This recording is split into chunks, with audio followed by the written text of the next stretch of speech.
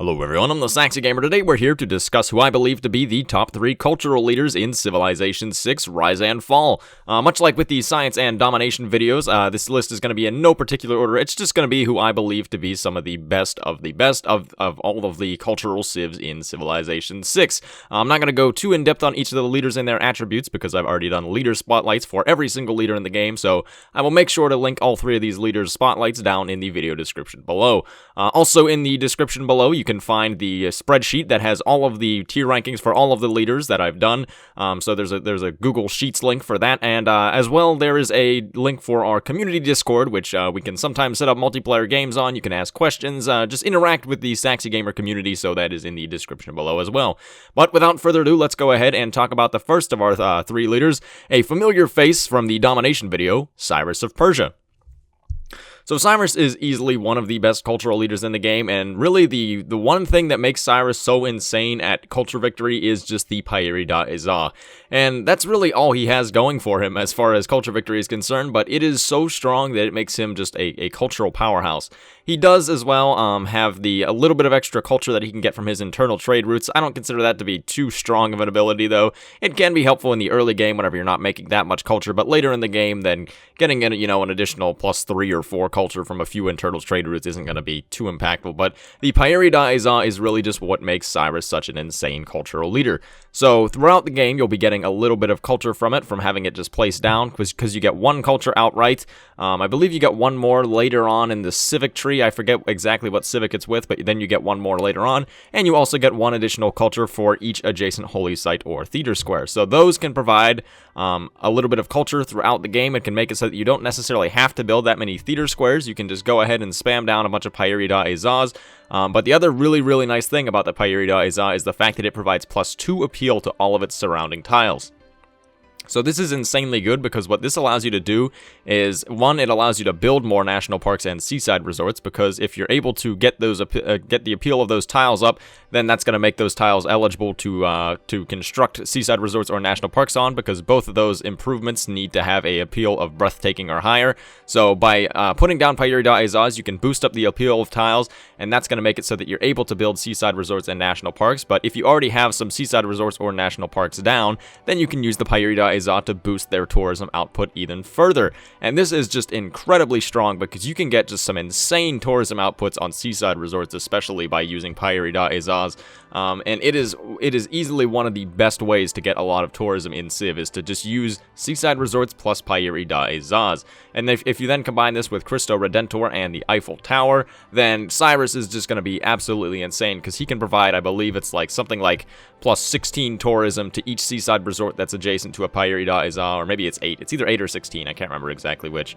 If you have computers and Cristo Redentor. So with that, Cyrus can just be an insane cultural leader, not to mention the fact that the Pyeri-Da-Izahs themselves will produce tourism based on their cultural output once you research flight. The one big con to playing Cyrus, though, is that he requires a lot of planning and forward thinking. So whenever you're playing Cyrus, your entire culture game is going to be based around the Pyeri-Da-Izah, so that means that you kind of have to plan your entire game around your Pyeri-Da-Izah. So this means you have to make sure that you leave certain tiles open for seaside resorts and Pyeri-Da-Izahs, or leave things open for national parks. You have to plan to get Eiffel Tower, you have to plan to get Cristo Redentor, and you just have to have this all planned out and just be like... Whenever you play Cyrus culturally, it's kind of like a city building exercise of you have to make sure you plan things out perfectly, and then once you reach the required text, you can just execute your plan, and then you'll pretty much just win the game because he's so strong. But this amount of planning can be a bit intimidating for maybe newer players, so I wouldn't necessarily recommend Cyrus for newer players, but for an experienced player, Cyrus is just an absolutely insane leader. And I've brought this up multiple times, but The Game Mechanic, who is a Civ 6 streamer, has won, I think, a few games playing as Cyrus. He's definitely won at least one, not building a single theater square, just using Pyeri-Da-Izahs and seaside resorts, and he got like 1,700 tourism or some ridiculous amount like that, so that just goes to show how strong Cyrus can be culturally. But that was Cyrus of Persia. Let's go ahead and move on to our second leader, Pericles of Greece. Pericles tends to be a bit more of a straightforward cultural leader than Cyrus does, but that doesn't mean that he is not quite as strong, because he is definitely a very, very strong cultural leader. Pericles, though, is much more focused on culture rather than tourism. So some pros for Pericles include the Acropolis, which is Pericles' unique replacement for the theater square. You can construct these in half the time that you would normally be able to construct theater squares in, so that allows you to spam them out a lot quicker. In addition to this, they have some unique adjacency bonuses, so they get additional culture from being adjacent to districts and the city center as well. And they do get a little bit less culture from being adjacent to wonders, but that's kind of made up for in the fact that they get that extra adjacency from districts. So the Acropolis, I think, is a very, very good district. I am very much a fan of the Acropolis, and I've played a lot of games as Greece, and I've had mixed success, but just the Acropolis is such a strong district. It allows you to get so much culture. You don't really have to be reliant on wonders to get your adjacency bonuses on your theater squares, because the Acropolis allows you to get that culture just from maybe putting it on a hill next to your city center, because that will be an immediate +2 culture. If you can get a lot of these down, then that'll be very nice. You also do get one additional envoy every time you finish an Acropolis, so this allows you to get some extra bonuses from city-states. Maybe you can put a few envoys in some cultural city-states, get some more culture for your Acropolis buildings, maybe get some good suzerain bonuses, and that allows you to just start stacking up your culture. The other really, really, really nice thing, I know people like to make fun of how much I say really, but the other really nice thing about Pericles is that he has an extremely strong percentage-based culture boost. So whenever you're playing Pericles, you're going to be getting +5% culture for each city-state that you are the suzerain of, and this tends to add up quite nicely, and it works very well with the Acropolis, because as you get more envoys from building your Acropolis, your Acropoli, your Acropolises, I forget what the actual correct pronunciation there is, but as you get those envoys, then that'll allow you to become the suzerain of more and more city-states, which will add up, 5%, 10%, 15%, 20% extra culture, and it's not unreasonable to get something like 30% extra culture throughout your entire empire as Pericles, just from being the suzerain of city-states.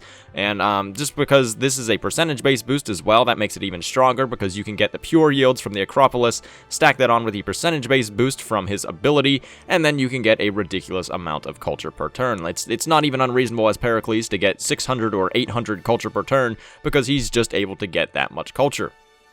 There are still some drawbacks to Pericles, though. One of the really big ones for culture victory is that Pericles does not have any way to boost tourism. He has nothing to boost appeal of surrounding tiles. He has just no straight-up tourism boosts, nothing special along those lines. So there is really no way to speed up your ability to get tourism as Pericles. The way that this is kind of made up for is in the fact that you can get through the civic tree so fast, so that allows you to get to Christo Redentor a lot easier. It allows you to get to some crucial policy cards a lot easier and a lot quicker, and it just kind of allows you to start putting your things down a little bit faster because you're able to get through the civic tree so fast. But it definitely does suck that he's not able to get tourism boost, because when it comes down to it, tourism is really how you win culture victories, not actual culture. The other really big con to Pericles is that he is heavily reliant on city-states, and whenever you're playing on higher difficulties, the city-states tend to just get obliterated every single time by the AI, so this can be a big problem as Pericles, because if the AI or just anybody else in your game starts taking all the city-states, then you lose a lot of your strength, because you lose that really good percentage-based boost from being the suzerain of city-states. So that reliance on city-states does also hurt Pericles, but I still do think that he is easily one of the best cultural leaders in the game, if for no other reason than just being able to get such an insane amount of culture per turn.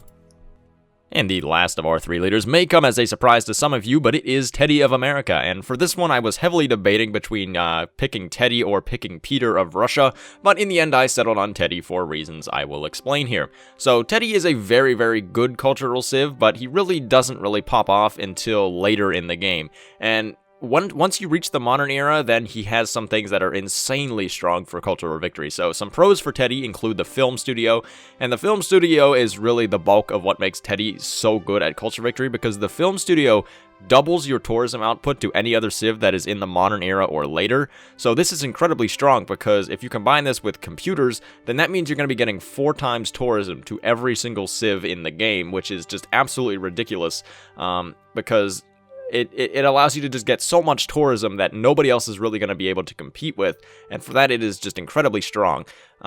Once again, though, that requires that the other civs are in the modern era or later as well, so that is something to consider.